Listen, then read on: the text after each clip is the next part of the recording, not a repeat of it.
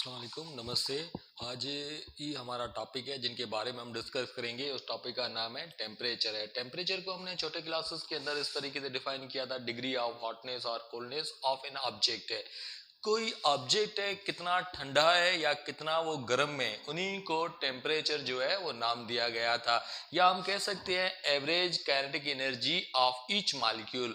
हर molecule की जो kinetic energy है उन्हीं को हम नाम देंगे टेम्परेचर है। किस तरीके से, सपोज करें कि एक हमारे पास कंटेनर है, कंटेनर जिसका टेम्परेचर जो है 100 डिग्री सेल्सियस है।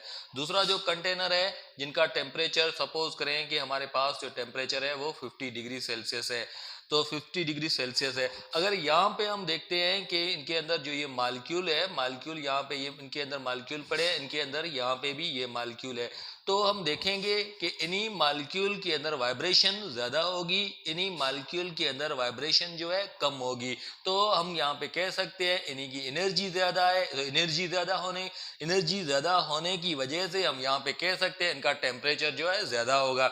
इन्हीं का टेम्परेचर अगर हम देखते हैं कि ये मालिक्यूल बिल्कुल स्लो मूव करेंगे as compare to this container, so हम कह सकते हैं कि इन्हीं कंटेनर का टेम्परेचर कम है। इट मीन्स इनकी काइनेटिक एनर्जी कम है। एनर्जी कम होने से तो हम यहाँ पे कह सकते हैं कि average kinetic energy of each molecule, her molecule जो काइनेटिक एनर्जी होती है उन्हीं को हम यहाँ पे नाम देंगे टेम्परेचर है। अब हम क्या करते हैं, इन दोनों कंटेनर को कंबाइन करते हैं। जैसे हम कंबाइन करेंगे, कंबाइन करने से क्या होगा, ये जो मॉलिक्यूल है ज्यादा वाइब्रेट कर रहे थे, ये मॉलिक्यूल कम का वाइब्रेट कर रहे थे। जब दोनों को कंबाइन करेंगे तो ये अपनी एनर्जी जो है यहाँ पे ट्रांसफर करके यहाँ पे देगा।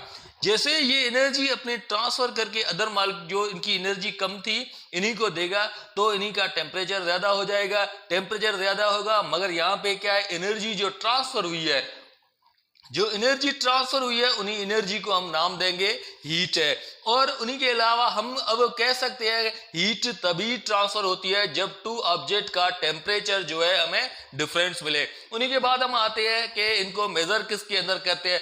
Thermometer is used to measure temperature है। थर्मामीटर एक ऐसा इंस्ट्रूमेंट है जो टेम्परेचर को मेजर करने के लिए इस्तेमाल होता है। उन्हीं के अलावा टेम्परेचर को हम देखते हैं, इट इज द बेसिक और fundamental quantity, it is the macroscopic concept है। ऐसा यूनिट टेम्परेचर का जो हमें मिलेगा केल्विन है। अदर इनके जो यूनिट होते हैं, सेल्सियस होता है, फारेनहाइट होता है। तो हमें एक बात यहाँ पे ये जहन में रखनी चाहिए कि सेल्सियस को के ऊपर हम डिग्री लिखते हैं, फारेनहाइट को भी डिग्री के अंदर मेजर करते हैं, लेकिन केल्विन को नहीं लिखते हैं। केल्विन को क्यों? क्योंकि केल्विन इट इज ऐसा यूनिट है, ऐसा यूनिट को कभी भी हम जो है डिग्री के फॉर्म में नहीं लिखेंगे। उनके बाद हम आते हैं जो इन्हीं का how we convert Celsius into Fahrenheit है, फारेनहाइट इनटू केल्विन है, तो इन्हीं को हम किस तरीके से कन्वर्ट करेंगे उन्हीं के बारे में हम डिस्कस करते हैं। थर्मोमेट्री है, study of measurement of temperature है, इसी को हम नाम देंगे थर्मोमेट्री है। सो सेल्सियस, फारेनहाइट, केल्विन है, ये हमने पढ़ा कि ये इनके टेम्परेचर के जो यूनिट होते हैं। अब यहाँ पे सेल्सियस से फारेनहाइट है या इनको हम केल्विन है, इन्हीं के अंदर हम किस तरीके से कन्वर्ट करेंगे। इनको कन्वर्ट करने के लिए हमें दो रेफरेंस पॉइंट जो है वो यहाँ पे हमें लेनी पड़ेगी। एक होती है आइस पॉइंट है, ice point is also called melting point है। दूसरी हम स्टीम पॉइंट लेते हैं, steam point is also called boiling point है। सो यहाँ पे हम कह सकते हैं सेल्सियस है, सेल्सियस 0 डिग्री सेल्सियस पे वाटर जो होता है वो आइस में कन्वर्ट होता है, या इनकी ये मेल्टिंग पॉइंट होगी। और 100 जो है यहाँ पे ये कहेंगे इसकी स्टीम पॉइंट होगी या इनकी बॉइलिंग पॉइंट होगी। उनके बाद हम फारेनहाइट पे आते हैं। फारेनहाइट में 32 फारेनहाइट पे जो ये यहाँ पे वाटर होता है आइस के अंदर कन्वर्ट होता है, या इनकी ये मेल्टिंग पॉइंट भी हम कह सकते हैं। और 212 जो है फारेनहाइट है, इन्हीं के यहाँ पे हम नाम देंगे ये इनकी स्टीम पॉइंट होगी। उनके बाद केल्विन की बात करते हैं, 273.15 केल्विन है, ये वाटर की जो आइस पॉइंट होगी, और 373.15 केल्विन है, ये इनकी स्टीम पॉइंट होगी। अब हम इनको कन्वर्ट करने के लिए हम यहाँ पे एक ग्राफ बनाते हैं। यहाँ पे हमने 0 डिग्री सेल्सियस लिखा, यहाँ पे हमने लिखा है 100 डिग्री सेल्सियस है, यहाँ पे हमने लिखा 32 और यहाँ पे हमने लिखा 212 है। अच्छा, उन्हीं के बाद एक लाइन यहाँ से लेकर यहाँ तक हमने लाइन ड्रा की, और दूसरी लाइन हमने यहाँ पे खींची, और तीसरी लाइन हमने यहाँ पे ये खींची। अब हम क्या करते हैं इन्हीं का जो आपस में रिलेशनशिप कौन सा है वो कन्वर्ट करने के लिए सपोज करें कि हम एक फार्मूला जो है कैलकुलेट करना चाह रहे हैं, सेल्सियस को फारेनहाइट है या फारेनहाइट को सेल्सियस में किस तरीके से कन्वर्ट करेंगे। एक हम सेल्सियस और फारेनहाइट है, इन्हीं के ऊपर एक हम पॉइंट लेते हैं, ये सपोज करें ये पॉइंट है, यहाँ पे सेल्सियस लिखते हैं, यहाँ पे फारेनहाइट लिखते हैं। तो सेल्सियस और फारेनहाइट है, यहाँ पे हम क्या करेंगे, एक जो है लाइन जो है नीचे जो हम यहाँ पे ड्रा करेंगे। अच्छा, अब हम क्या करेंगे, अब हम देखते हैं हमारे पास दो ट्रायंगल मिल गए। एक ट्रायंगल है यहां से लेकर यहां तक जो है हमें यहाँ पे ट्रायंगल जो मिला हुआ है, एक ट्रायंगल हम यहाँ पे कह सकते हैं इस पॉइंट से लेकर यहां तक एक हमें ट्रायंगल मिला है।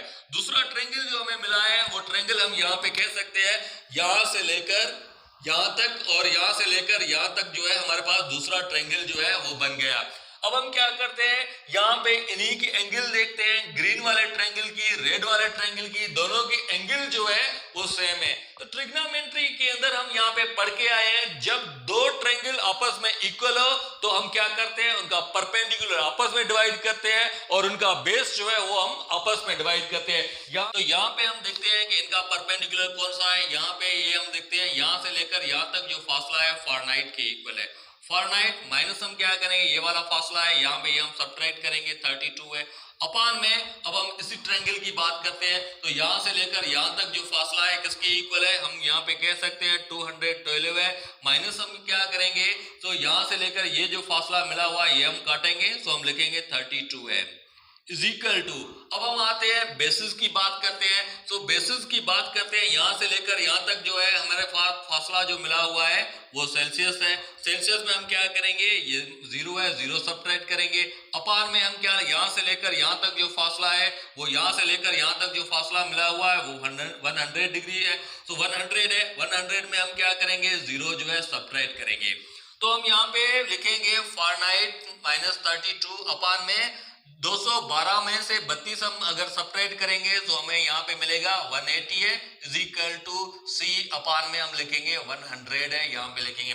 और उन्हीं के बाद हम देखते हैं ये 0 से 0 कैंसिल हो गया और उनके बाद हमें फार्मूला जो मिला हुआ है f माइनस 32 है अपान में हम लिखेंगे 18 है इज इक्वल टू सी अपान में 10 है। उनके बाद हम देखते हैं 2 का टेबल जो है यहाँ पे 9 टाइम है और 2 का टेबल जो यहाँ पे 5 टाइम है। सो फाइनली हमें जो फार्मूला जो यहाँ पे मिलेगा सो f माइनस 32 है अपान में हम लिखेंगे 9 इज इक्वल टू हम यहाँ पे c अपान में 5 यहाँ पे ये लिखेंगे। तो ये फार्मूला हमें यहाँ पे मिल जाएगा। इन्हीं फार्मूला की हेल्प से सेल्सियस में से फारेनहाइट, फारेनहाइट से हम सेल्सियस में इजीली जो है वो कन्वर्ट कर सकते हैं।